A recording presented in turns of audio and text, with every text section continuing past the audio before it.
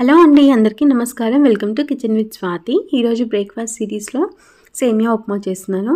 Usually సేమియా ఉప్మా అనేది మనం అందరి ఇళ్ళలో చేసుకుంటూనే ఉంటాం కదా. అలా కాకుండా ఒక్కసారి ఇలా ట్రై చేయండి, చాలా బాగుంటుంది. పిల్లలు కూడా చాలా ఇష్టంగా తింటారు. దీంట్లో ఎగ్ యాడ్ చేస్తున్నాం కాబట్టి ఎగ్ అనేది మంచి ప్రోటీన్ కాబట్టి మనకి కార్బోహైడ్రేట్స్తో పాటు ప్రోటీన్ కూడా వెళ్తుంది మంచిగా.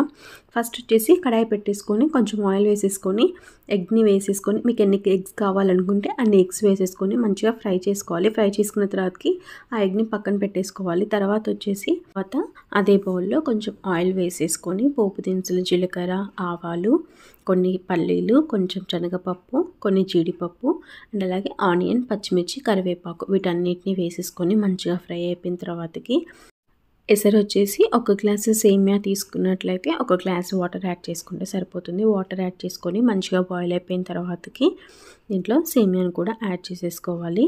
యాడ్ చేసేసుకొని మంచిగా బాయిల్ అయ్యేంత వరకు ఉంచుకోవాలి. ఇది కూడా కొంచెం పొడి పొడిగా ఉంటేనే చాలా బాగుంటుంది. ముద్ద ముద్దగా అయితే తినాలని కూడా అనిపించదు కదా.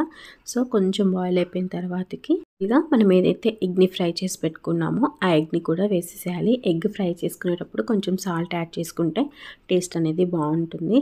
ఇలా మంచిగా ఫ్రై చేసేసుకున్న తర్వాతకి ఇంకొంచెం సేపు ఉడికించుకోవాలి. మూత పెట్టేసి ఒక 5 to 10 minutes వరకు ఉడికించుకున్నట్లయితే మన సేమియా ఉప్మా అనేది రెడీ అయిపోతుంది.